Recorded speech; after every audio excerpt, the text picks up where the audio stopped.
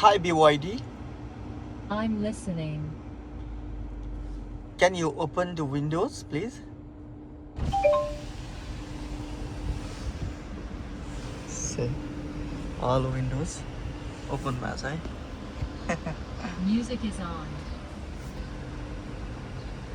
Can you close the The windows? current scene does not support this voice command. यसरी. Sorry, this function Hi BYD, here. can you off my AC system? Sorry, I didn't understand. Please put it in another way. Please off the AC.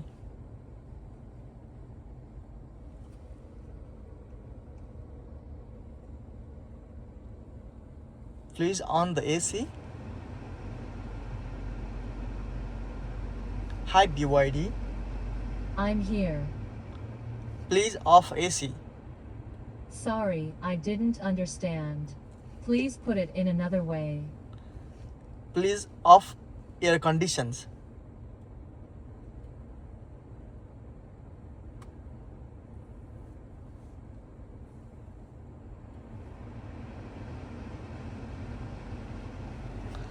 यस्तो function छ. यो चाहिँ bed लागेको छैन भनेर देखाइरहेको छ. त्यसपछि जम्मा 402 किलोमिटर गुड्छ अब यो 74% चार्जले. त्यसपछि 139 किलोमिटर मैले गुडाएँ हिजोदेखि. हिजो खास सेटअप मात्रै गरेँ. अब आजबाट नै मैले सुरु गरेको ड्युटी. यो चाहिँ मेरो अगाडिको ड्यासबोर्ड अनि यो चाहिँ मेरो मिटर र यो चाहिँ आरएन र डी छ. आरएनडी जम्मा 3टा छ. यसमा जस्ट पछाडि सार्यो भने डी मोडमा गयो, अगाडि रिभर्स मोडमा गयो. रिभर्स मोडमा जानु बित्तिकै हेर्नुहोस् है, यहाँ पुरा देखाउँछ पछाडि हो ट्याक्सी आइरहेको छ एउटा. अनि मेरो चाहिँ यता छ, ट्याक्सी आइरहेको छ, ट्याक्सी आउन लागिरहेको छ. अनि न्युट्रल मोडको लागि बिचमा होल्ड गर्ने न्युट्रल भयो. अनि पार्किङलाई पी थिल्ने बित्तिकै पार्क भयो है. अनि त्यसपछि यो चाहिँ भोल्युम डाउन एन्ड अफ. यो चाहिँ भोल्युम डाउन एन्ड अफ हो. अनि यतापट्टि छ यो मोड. यो चाहिँ स्पोर्ट मोड कुन चाहिँ मोडमा चलाउने भन्ने छ. यो चाहिँ स्पोर्ट मोडमा चलाउने कि नर्मल मोडमा चलाउने, इको मोड भन्ने छ. अनि त्यसपछि यो सेक्सनमा आएर अन अफ छ एसी. यो अटो छ. त्यसमा एकदमै एडभान्स छ. साथै सिटहरू पनि एकदम न्यू ब्रान्डेड छ. तपाईँ देख्न सक्नुहुन्छ. एकदमै एडभान्स न्यू ब्रान्डेड, एकदमै लग्जरियस छ.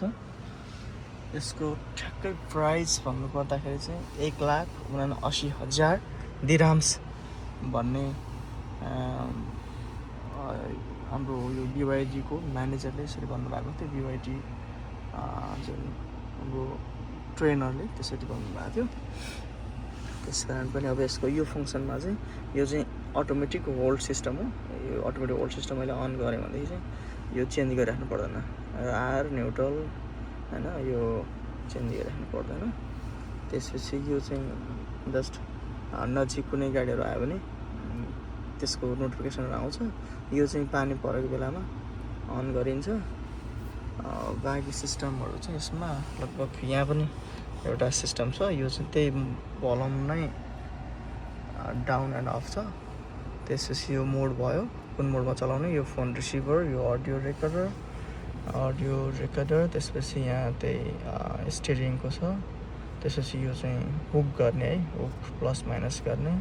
यो चाहिँ सेक्युरिटी. त्यसपछि यो छ यो डिस्टेन्स मेन्टेन्सको छ. यति नै छ यसको ड्यासबोर्डहरू. एकदमै लग्जरियस कार.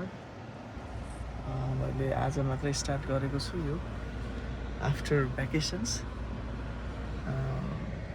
मैले एउटा अलिक पुरानै खालको गाडी पाएको थिएँ, त्यो चलाएँ होला सायद 24 मोडलको. त्यो पनि चलाएँ होला. त्यही